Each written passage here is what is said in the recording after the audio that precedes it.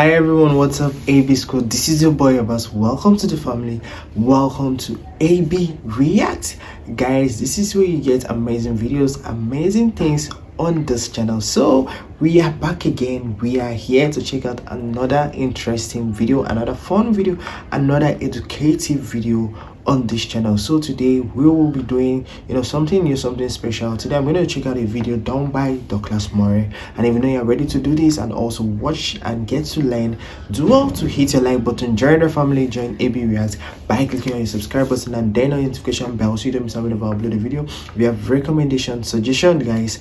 Always do well to leave it right there in the comment section. All right, AB Squad, without waste of time, let's dive in, guys. Why is it that tens of thousands of people, in fact hundreds of thousands sometimes, were shutting down the centre of London week in, week out, something, by the way, the French government wouldn't allow in Paris, but was happening week in, week out, with people being intimidated on the streets of London and other cities, with anti-Semitic and racist abuse from these marchers every single week, all the time. Nobody in government just sort of said, look, okay, we get the point, right, but you don't have the right to intimidate people. Why do we have people outside Westminster Abbey calling out jihadist chants?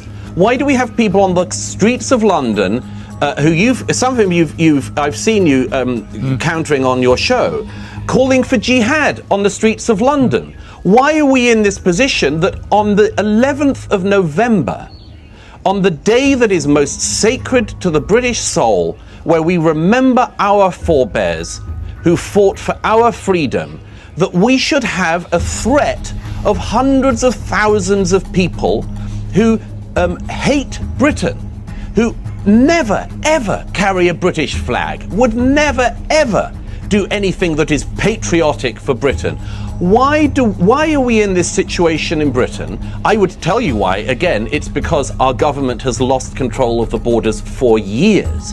And now we are a very low trust, very febrile society in Britain, where we used to be very high trust and where we didn't used to be at risk of having riots at any moment because of one madman anywhere in the country. Radical immigrants have infiltrated the UK, and as the days go by, they mock, destroy, and insult the culture of the UK and its systems with no consequences. Many will wonder, why hasn't the government done anything about this? But Douglas Murray makes a strong point that the reason that the UK is in this situation, to begin with, is because of the government itself, as they continue to allow hordes of hate-filled Islamic immigrants into their country, to do whatever they please against their own native people, even if it harms them. It's a bizarre situation, because never in the history of humanity has a nation been afraid to stand against attackers and infiltrators due to being afraid of hurting their feelings. The UK will soon be no more if this carries on. We're in this situation because generations of politicians of all parties have brought us here. That is on them. But my question is always, why has it got to be always a one-way street on the toleration? We are forever being told about how tolerant we have to be.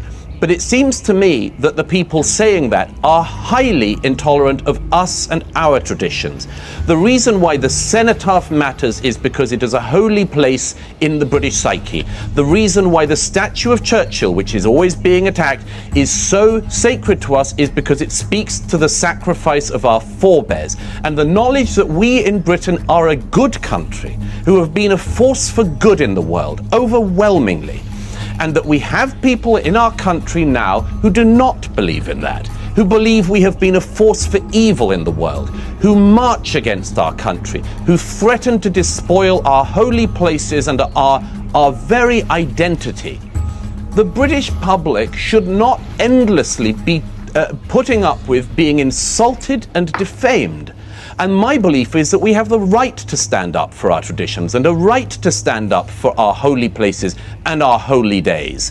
And that the situation we're in is that if anyone does say we must, if people are going to threaten to attack the cenotaph, we should defend it, people will say the people who defend it are far-right extremists. By the way, something they would never say against the people, the other way around, who would deface the cenotaph.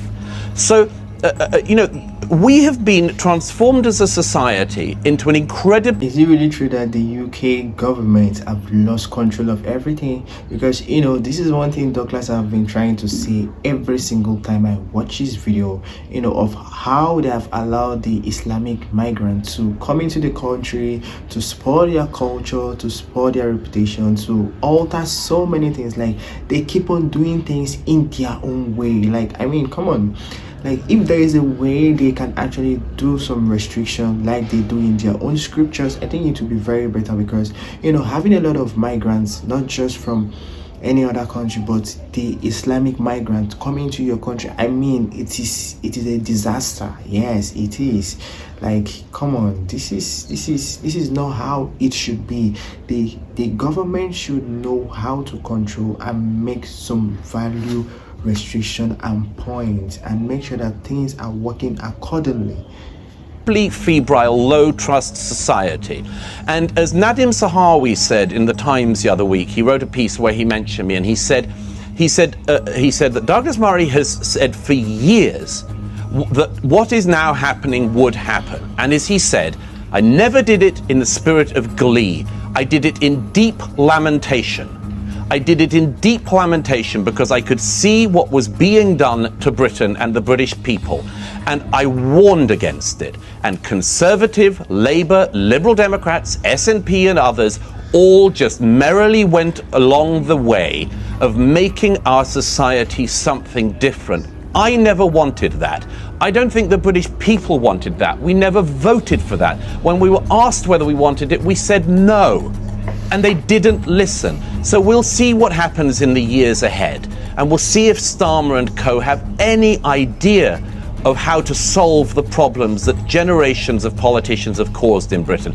But no, I did not want to be in a society in Britain where we have jihadists living in our midst, where we have terrorists that we welcome in, where we give every advantage to people who hate us, or at the very least do not like us.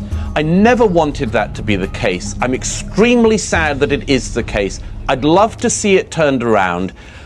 I know how it could happen. I have very low belief that we have anyone in charge in Britain who knows what to do about this. But it's a problem they've brought on our society, and I profoundly wish that they had not.